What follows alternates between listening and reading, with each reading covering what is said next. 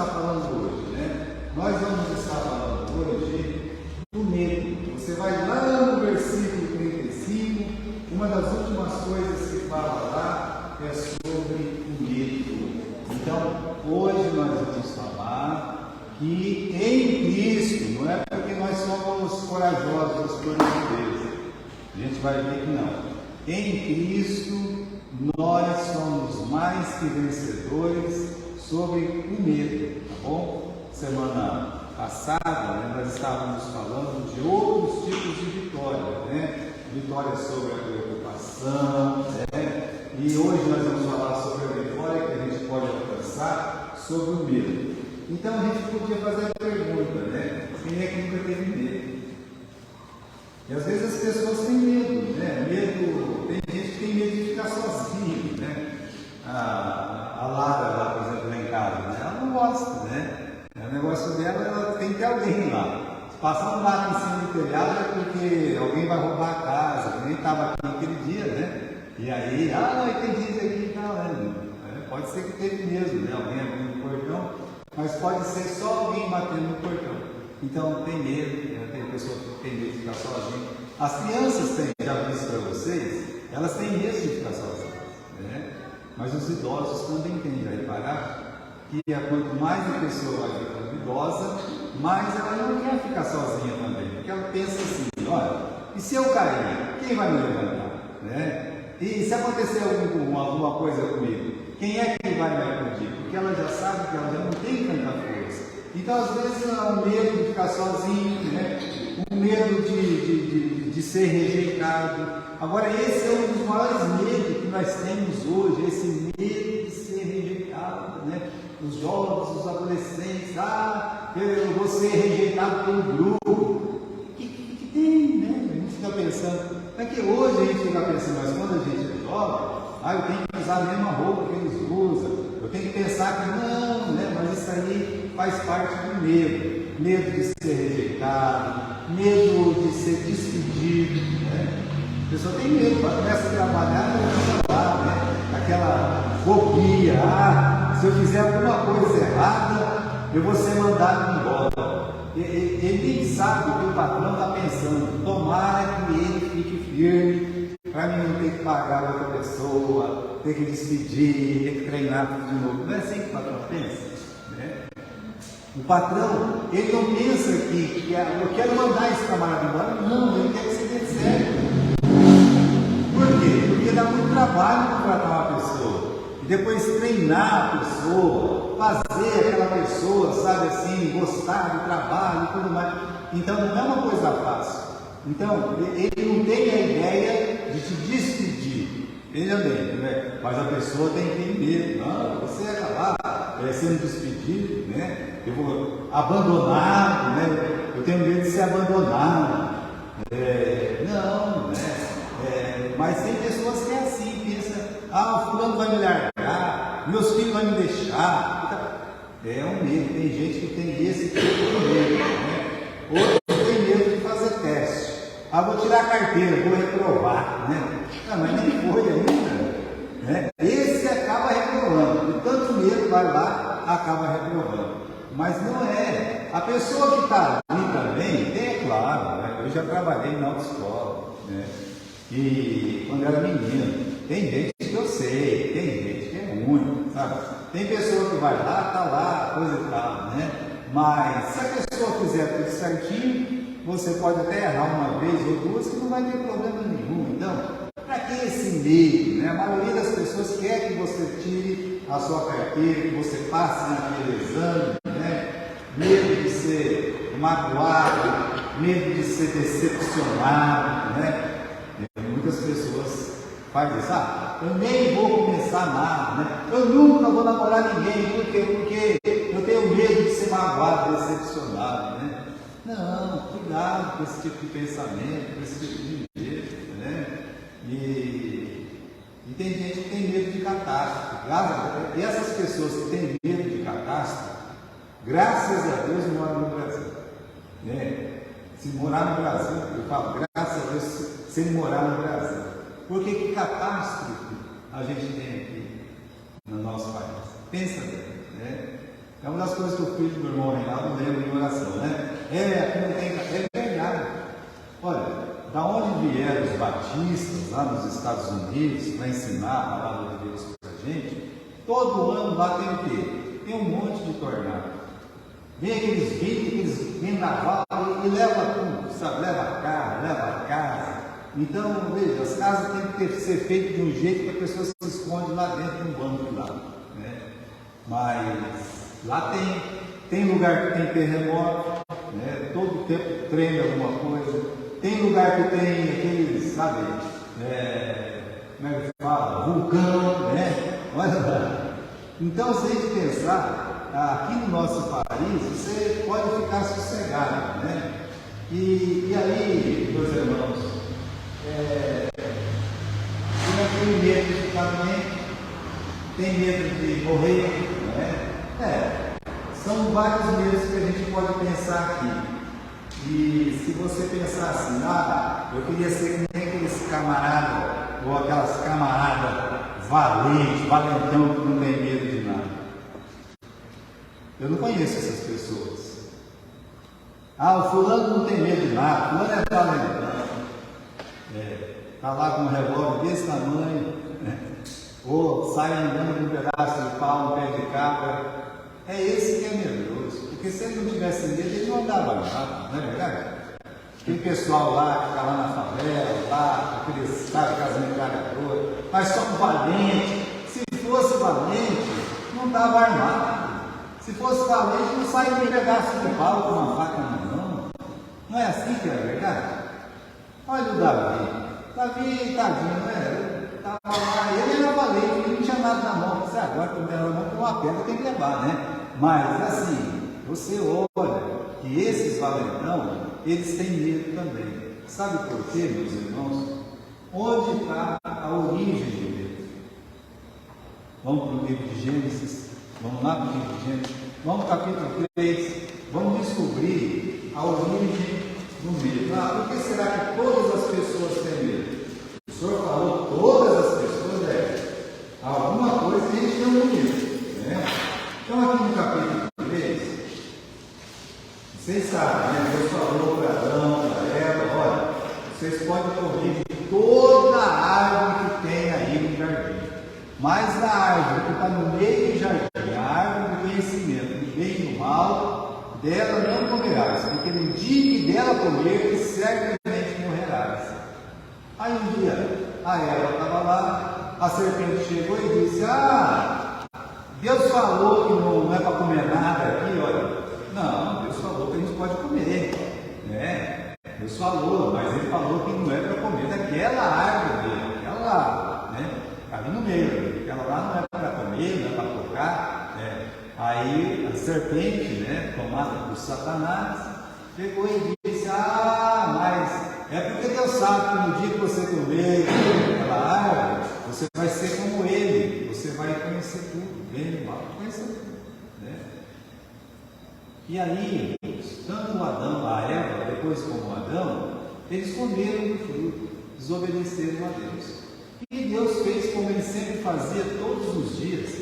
Ele desceu e o Adão ouviu os passos do Senhor andando pelo jardim, ou a voz do Senhor, como traz a nossa tradução. Vamos lá no capítulo 3, versículo 9. Chamou o Senhor Deus a Adão e disse, onde estás?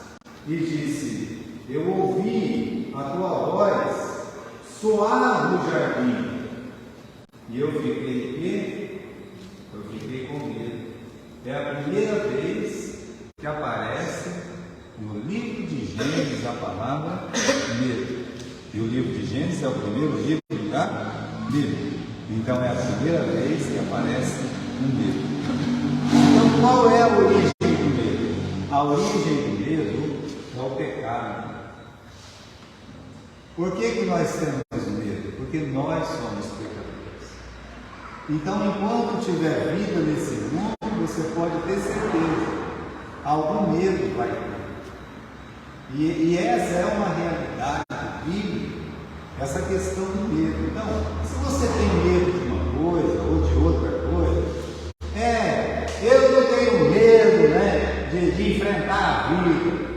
Às vezes a pessoa não tem medo, pega uma enxada, vai lá, com um monte de quintal, não sei o que, coisa e tal, né?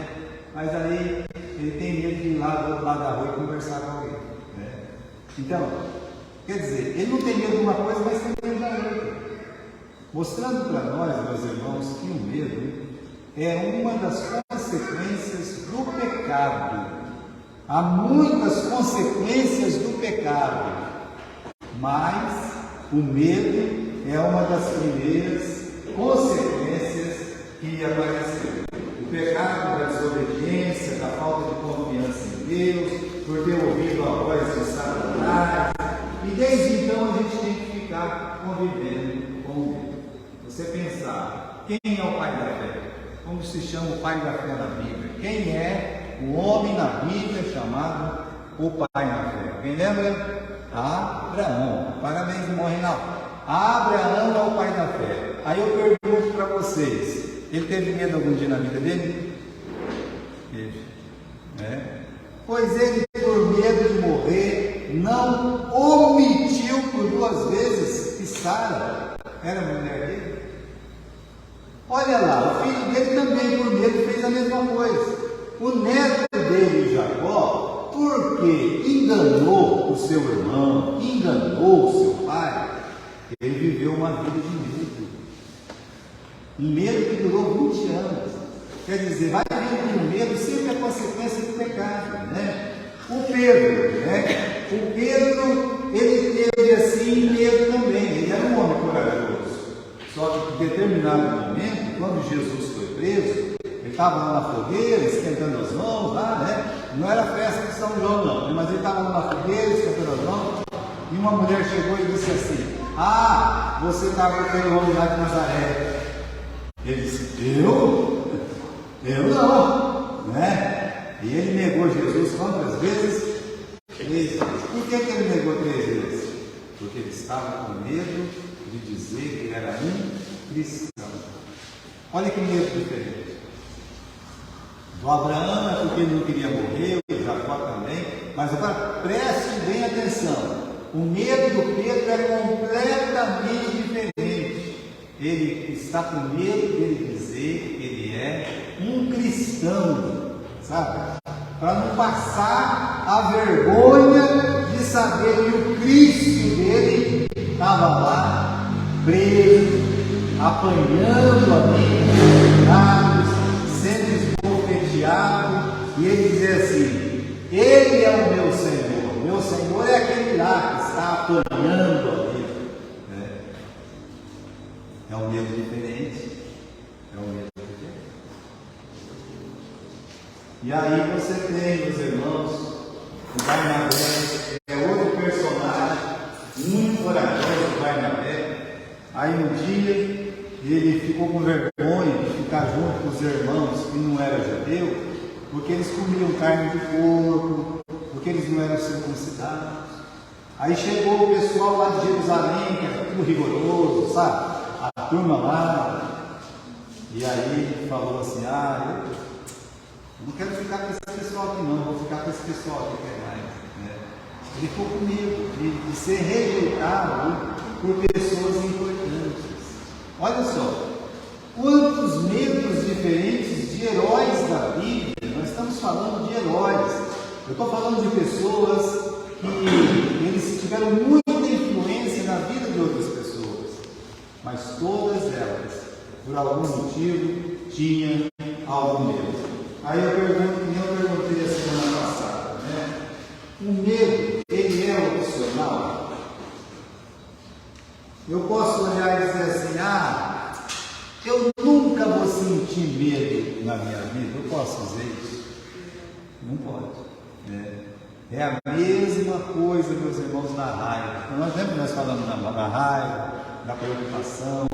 Veja só, vai ter algum momento na minha vida que eu vou sentir uma ira, vou sentir uma raiva. Como vai ter um momento da minha vida que eu também vou sentir um medo. Aí eu pergunto, né? Pode ser que esse é um problema de alguém que está ouvindo aqui hoje, ou Um problema, que problema, né? O problema de ter o medo. Agora, eu falo a mesma coisa que eu falei na semana passada, né? A gente não pode controlar o que a gente sente, mas a gente pode controlar como nós lidamos com os nossos sentimentos. Então, vai ter o medo, tá? E qual é a minha reação diante disso? O que eu tenho que fazer quando eu sentir medo? Essa é a nossa pergunta de hoje, para ter uma resposta bíblica. Por isso, agora eu convido vocês para abrir no livro de Isaías. Nós vamos lá no livro de Isaías, tá bom? Lá no livro de Isaías. O medo, meus irmãos, o medo ele pode ser comparado com aquele rapaz que vai na escola, e aí tem um molecão bem forte lá, né? Quando eu era moleque, tinha desses aí também, tá? O moleque, quando eu estudava, que ele era metido a fortão, ele era ruim. Né? A gente ia beber água lá primeiro, porque naquele tempo tinha esse negócio de bebedouro, essas coisas, não. Era cordeirão, né? Aí, ele era metido a fortão assim, sabe? Ele pegava a torneira e fazia assim, ó. No último. Quem que conseguia ver a torneira, né? Ninguém bebia água, só estava aquele negócio lá. Ruim que só ele, ruim. Pegava lá os picadinhos dos moleques, nem eu, os outros, nem podia beber água, né? E ficava olhando, né? A gente tinha até medo, tá? Aí um dia chegou um mais valentão que ele lá na escola. Aí colocou ele no lugar dele, né? Nós torcíamos para o outro mais valentão, entendeu? Aí o outro mais valentão ficou amigo nosso. Mas o medo pode ser comparado com aquele rapaz que o valentão chega e fala assim: ó, seguinte, você vai me pagar um salgado hoje, todo dia, senão eu vou quebrar a sua cara, né? Aí ele vem da lá, né? Bom, eu tenho mais amor na minha cara do que nesses R$5 aqui, né? Então eu vou pegar e eu vou pagar, né? Vai lá, vou te dar um salgado. É, isso mesmo, ó. Você me dá um salgado todo dia, senão eu vou quebrar a sua cara. Aí ele faz o seguinte: eu vou entrar na aula de karatê, de jiu-jitsu, tapa na cara, eu vou lá fazer tudo quanto é tipo de luta. E vou aprender e vou dar uma pisa nesse camarada. Aí a pessoa vai lá, começa então a fazer luta, e o homem diz assim para ele: olha, é o seguinte, a aula aqui é R$500 por mês.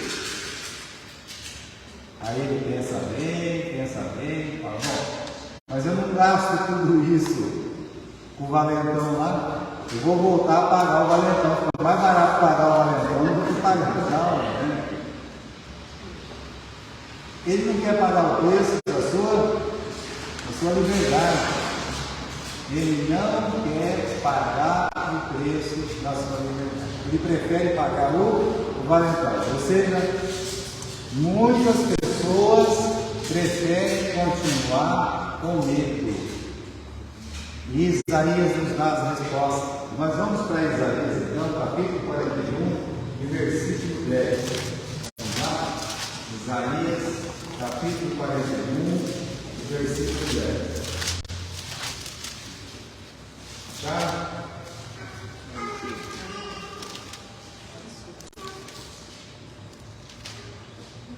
Não temas, começou assim, ó, não temas, porque eu sou contigo, não fiques assombrados, porque eu sou o seu Deus, eu te fortaleço, eu te ajudo, eu te sustento com a destra da minha justiça. O que esse texto está dizendo aqui? Está dizendo, meus irmãos, olha, eu não quero que você fique com medo. Para quem Deus está dizendo isso aí? O capítulo 41 começa falando que Deus, Ele é soberano sobre todas as nações. Do versículo 1 até o versículo 7, Deus fala: olha, eu mando em tudo. Do versículo 8 até o versículo 10 e tal, é Deus conversando com o seu povo Israel. você vai ver que o assunto muda. Se você olhar no versículo 8, ele fala assim: tu, porém, Israel, você é meu servo, tu, Jacó, que eu elegi a descendência de Abraão, o meu amigo. Olha, Deus está falando assim: você, Israel, você não é as outras nações. As outras nações têm esses deuses de pau, de gesso, que fica preso na parede, que fica carregando nas costas. É como se Deus estivesse dizendo assim: olha, eu não sou um Deus que precisa ser carregado, não. Eu sou um Deus que carrega, né? Esse é o nosso Deus.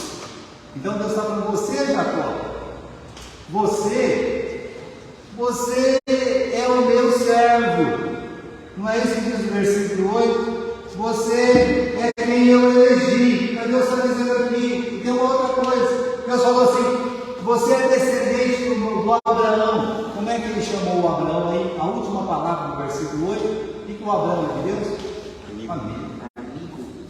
Você é filho do meu amigo Abraão, meu filho também, né? Veja, Deus está falando assim: você não pode viver com medo. Por isso, meus irmãos, quem somos nós? Nós somos filhos de Deus, nós não somos criaturas de Deus. E nós já falamos da diferença. Quem é criatura? Criatura de Deus, meus irmãos, são as pessoas que não têm Jesus. Mas quem tem Jesus, deu-lhes o poder de serem feitos filhos de Deus, a saber, aos que creem no seu nome. Então, quem crê no nome do Senhor Jesus, não é mais criatura apenas. Essas pessoas são filhas de Deus. Então, Deus nos elegeu. Antes da gente já nascer, Deus já tinha nos elegido. Então, olha só, Deus está falando para Jacó, que era o filho dele, e Deus está falando para mim. Deus está falando para você. Falando o quê? Versículo 10. Não temas, porque eu sou contigo. Então nós vamos falar aqui desse versículo 10. Algumas coisinhas. Primeiro, né? Por que eu não devo ter medo? Por quê? Primeiro, versículo 10. Ele está dizendo aqui: olha, porque eu sou contigo.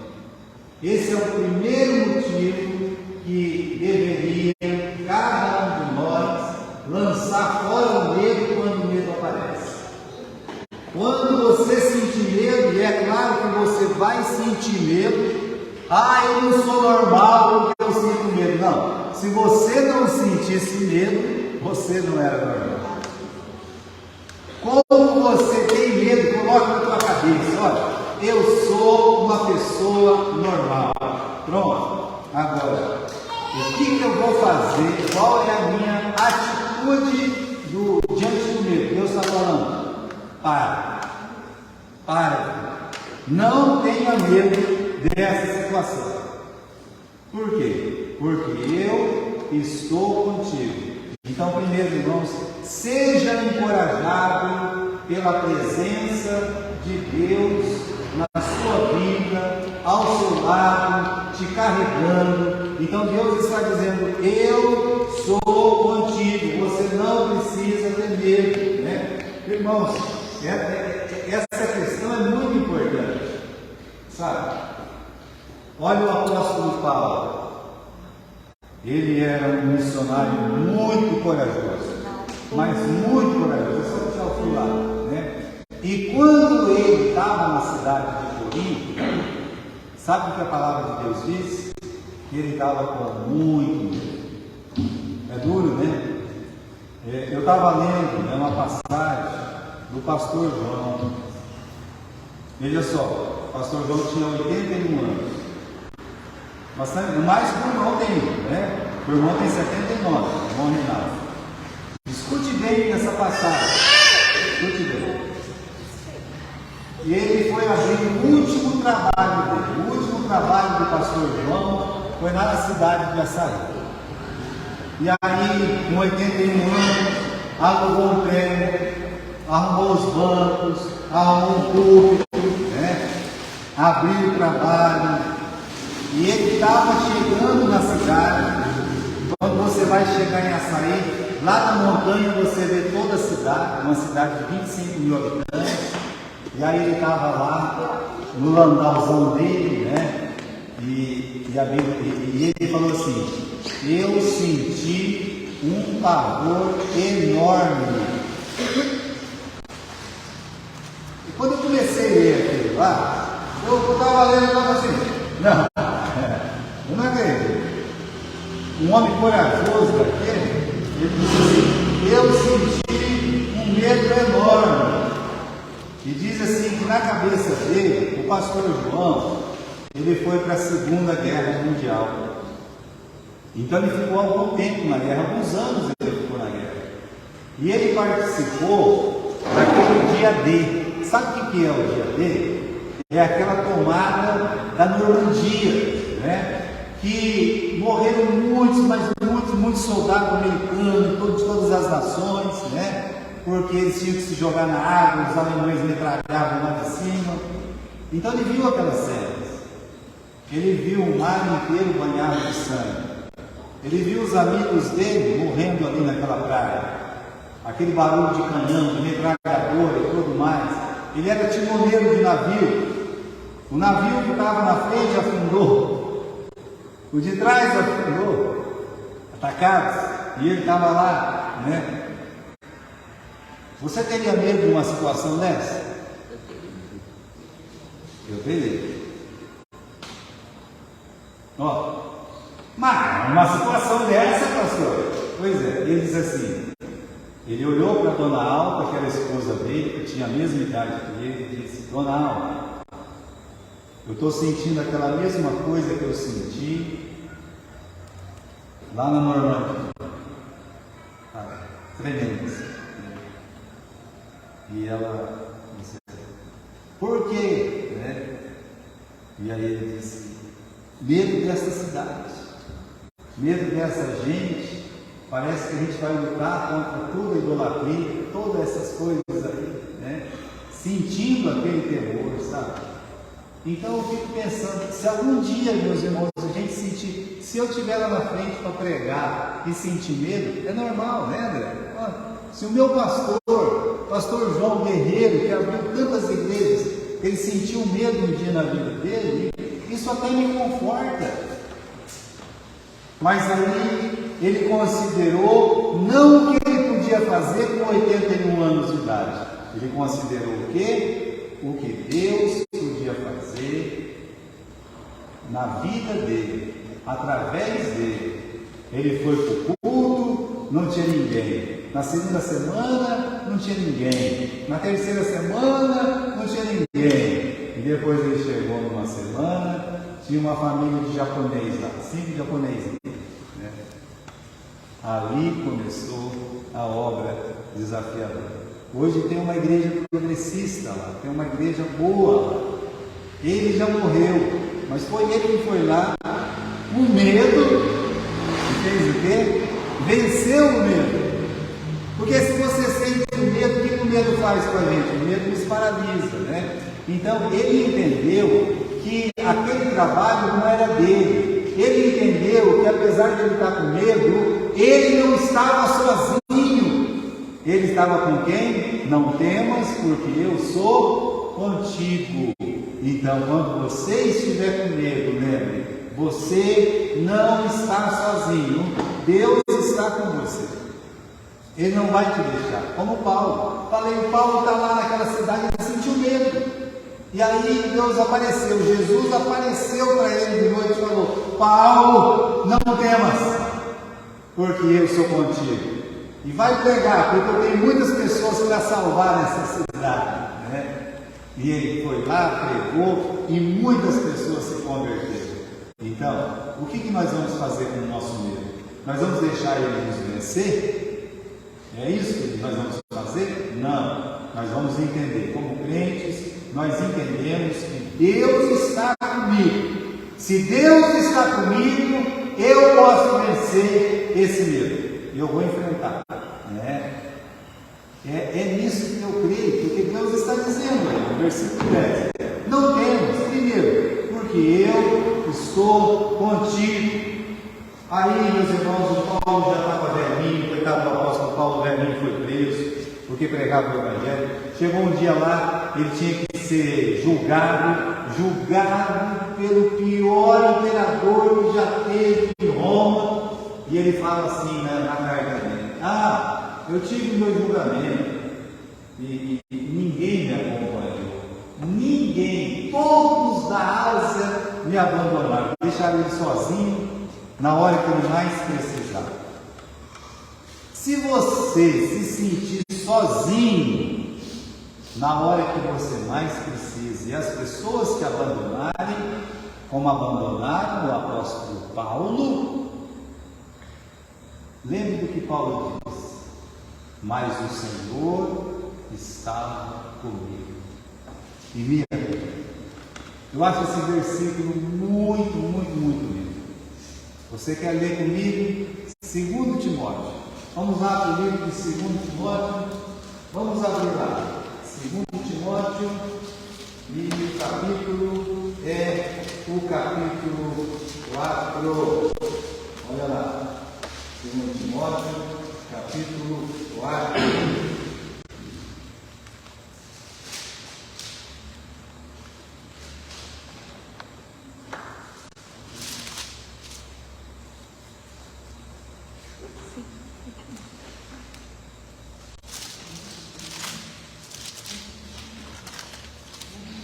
Versículo 16: ninguém me assistiu na minha primeira defesa, antes todos me desampararam, que isso não me seja imputado. Na hora que ele mais precisou, todos me desampararam. Olha, lembre disso. Na hora que a gente mais precisa, pode ser que todos nos desamparem. E aí no versículo 17: mas o Senhor assistiu-me. E o que mais que o Senhor fez? Fortaleceu, Maria. O que está escrito lá, né? Olha lá: não temas, porque eu estou contigo. Naquele momento que você se sentir sozinho, abandonado, lembre-se, você não está sozinho. O Senhor é contigo e Ele vai te fortalecer. Então a primeira coisa é essa: a fortaleça na presença do Senhor, sabendo que Ele está com você, certo? Então, meus irmãos, seja encorajado pelo poder de Deus. Quando eu era novo, né, eu morava sozinho. E teve uma noite assim, né? Eu tinha sido operado e eu estava sozinho lá em casa. E aí eu pensei assim: puxa vida, né? Estava com medo, que aconteceu alguma coisa, não tinha coragem de nada. Eu pude entender, assim, sabe? Conversando com Deus, parecia que eu via o Senhor Jesus sentado ali do meu lado, sabe? E a noite toda acordado, mas eu podia sentir a presença de Deus ali, ó, comigo.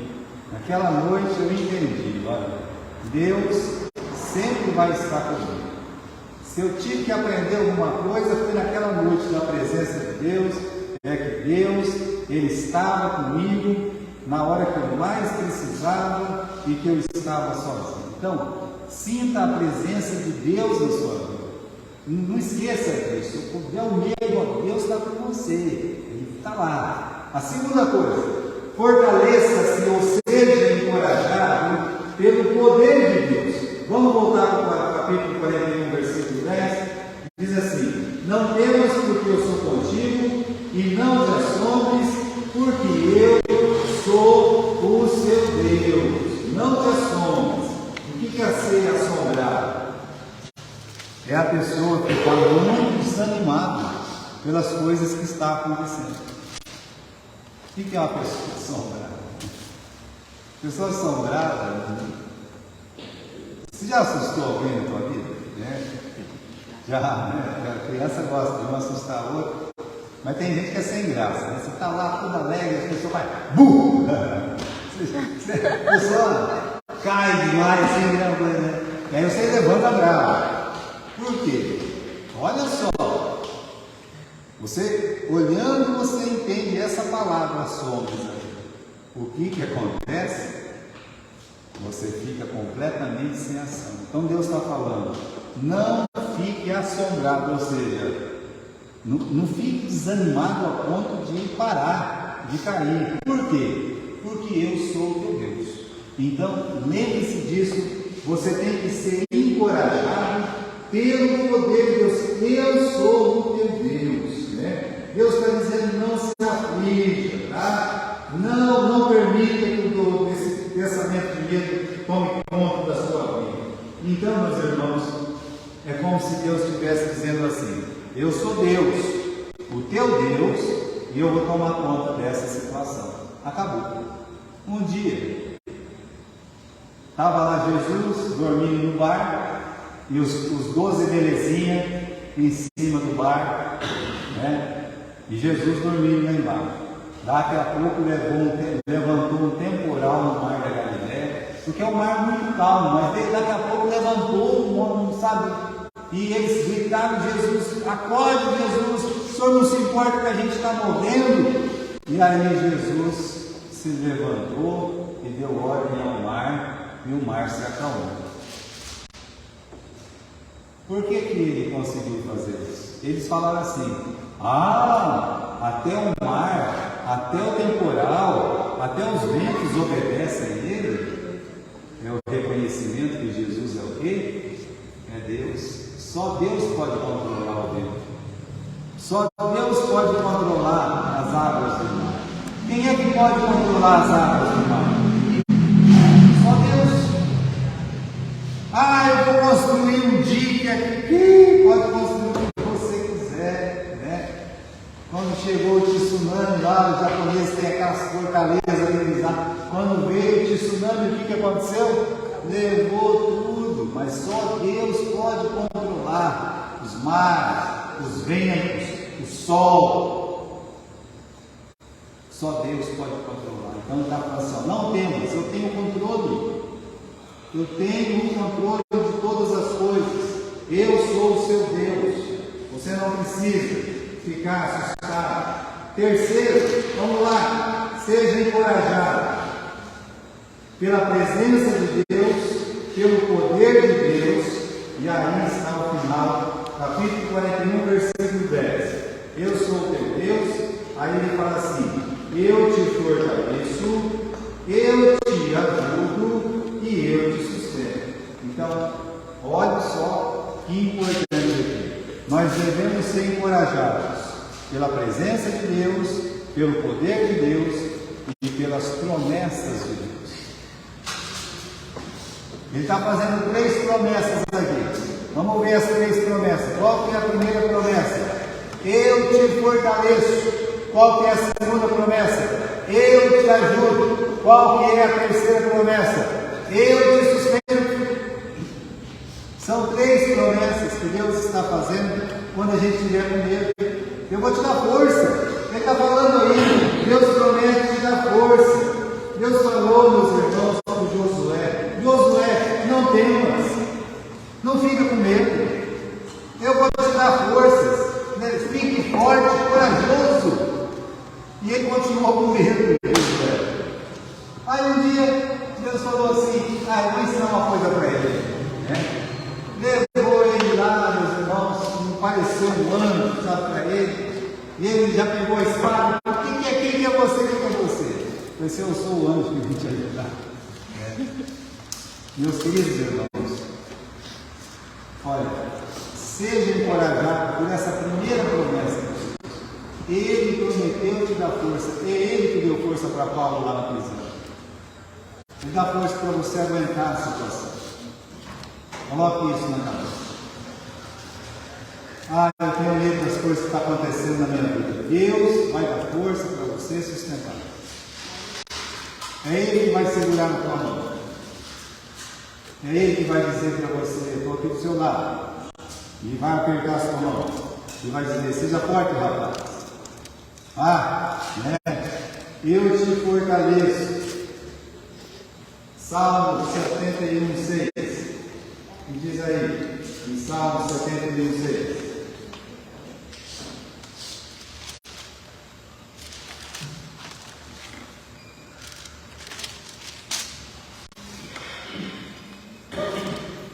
Por ti tenho sido sustentado desde que nasci. Tu és aquele que me tiraste das entranhas da minha mãe. O meu louvor será para ti constantemente. Por ti tenho sustentado. 16, perdão. Desculpa, 16. Sairei, 71:16. Sairei. Aonde? Na força de quem? Eu sei. Na força do Senhor. Eu vou fazer as coisas não pela minha força, mas na força do Senhor. Então, a primeira promessa de Deus é que Ele vai nos fortalecer. A segunda promessa, qual é a segunda promessa do versículo 10? Eu te fortaleço, eu te ajudo. Porque tem coisa que a gente não consegue resolver. E às vezes a gente pensa que não tem solução. Né? O rei Josafá, quando ele acordou o dia, todo o exército de Senaqueribe estava na frente dele.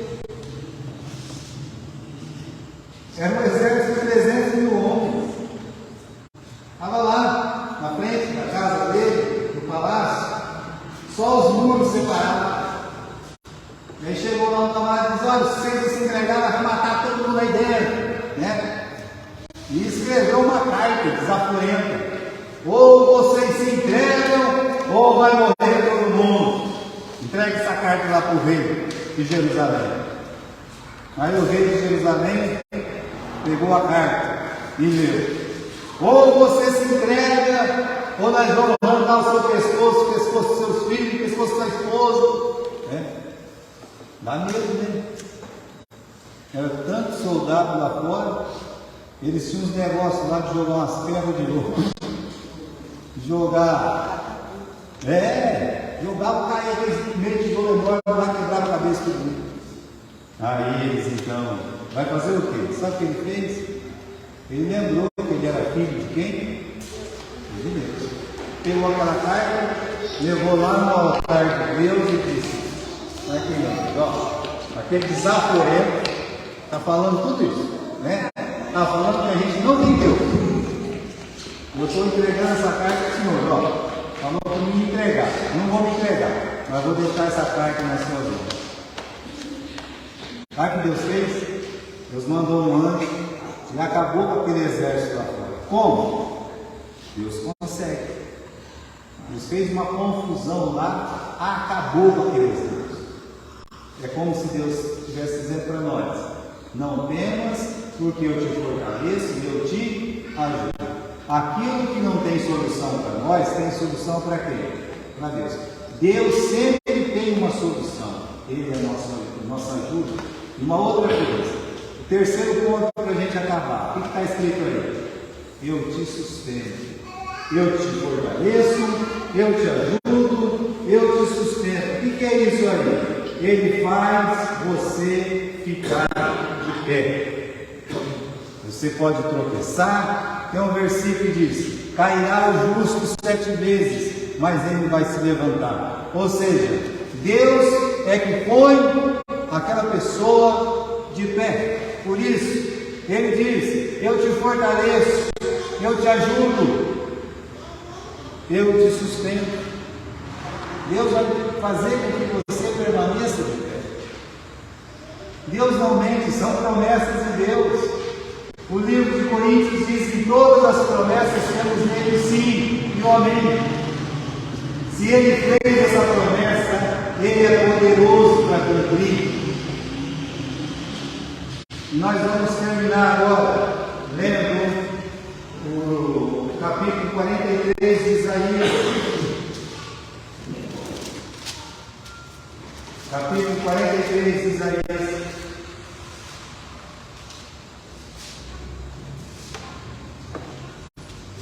Mas agora, assim diz o Senhor que te criou, ó Jacó, e que te formou, ó Israel: não temas, porque eu te salvei, chamei-te pelo teu nome, tu és meu.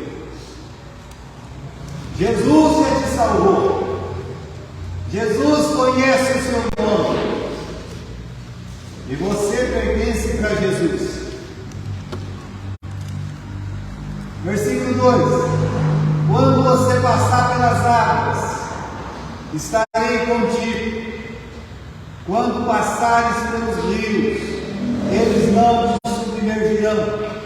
Quando passares pelo fogo, não te queimarás, nem a chama arderá em ti, porque eu sou o Senhor teu Deus, o teu santo, o teu Salvador.